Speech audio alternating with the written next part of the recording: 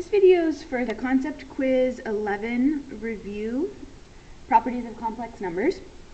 On part A, this expression is subtracting two complex numbers. So the parentheses on the first expression can be removed because there's no number being multiplied by that quantity. However, the second parentheses is being multiplied by a -1. So -1 gets multiplied by both of those. So that would become -1 plus 2i. And we can drop the parentheses. Now we're adding like terms. -10 and -1. 3i and 2i. On part B, we're multiplying. So 5i gets multiplied by -3i squared. -3i squared is the same as -3i times -3i. So if we were to simplify just that part, this would be positive 9i squared. But I squared is going to be equal to -1. So anytime we see I squared, we want to substitute -1 in its place. So this would be 9 times -1, which is -9.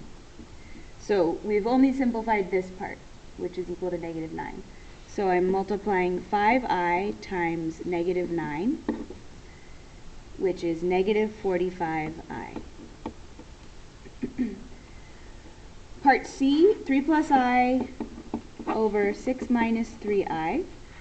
When we simplify a fraction that has complex numbers, the goal is to rewrite it so that we don't have a complex number in the denominator anymore.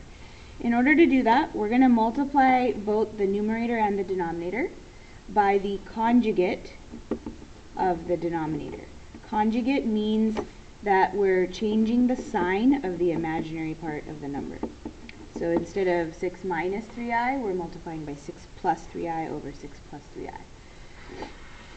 So now we're doing distributive property to simplify. So this is 18 plus 9i plus 6i plus 3i squared over 36 plus 18i minus 18i minus 9i squared. So again, we want to make sure we substitute -1 in place of the I squared values. So 18 plus 15i, since these can be combined. I squared is equal to -1, so this becomes -3. And then on the denominator, 36, these cancel. -9 times -1 becomes +9.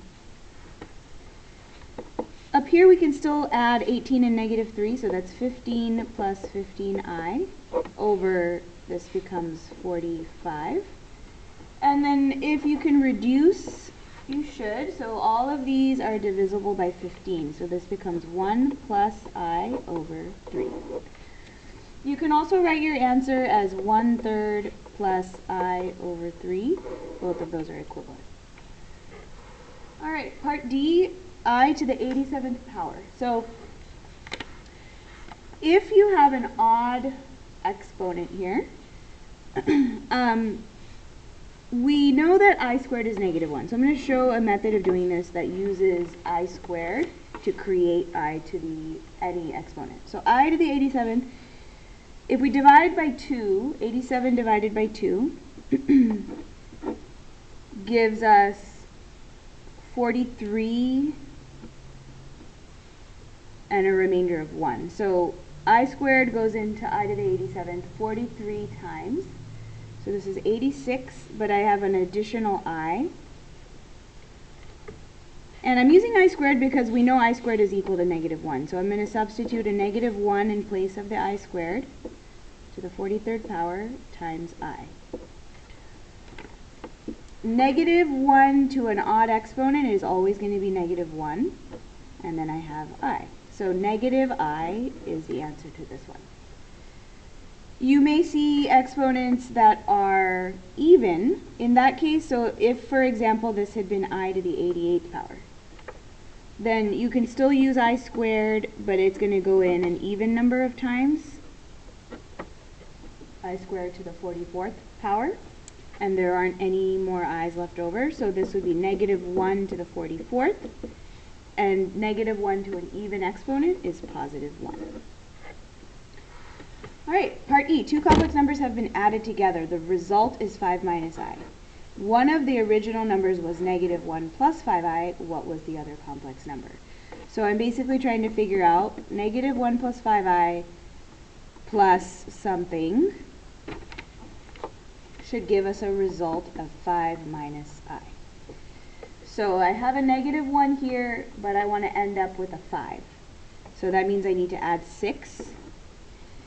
If I start with a 5i and I end up with a negative 1i, that means I need to subtract 6i.